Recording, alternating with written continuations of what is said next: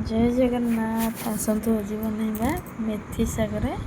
मेथी परोटा से मेथी साग गोटे बाउल नहीं अटा 2 चामच दही 2 चामच बेसन आ गरम मसला आ करी पाउडर हल्दी लुण कंचा लंका तापर नहीं तेल आ अदा रसुण पेस्ट एबे साग गुड़ी मु काटी नहीं चलो देवे अटारे मिसेबा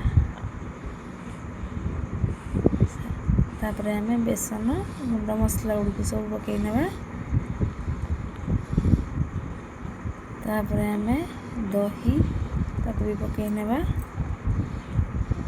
तापर हमें पकईबा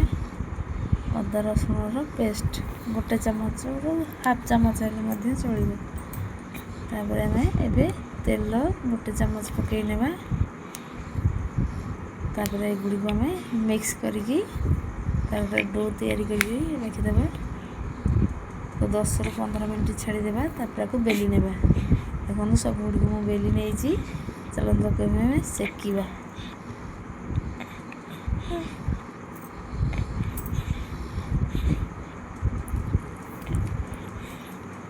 देखो कलर भी बढ़िया देखा जाउची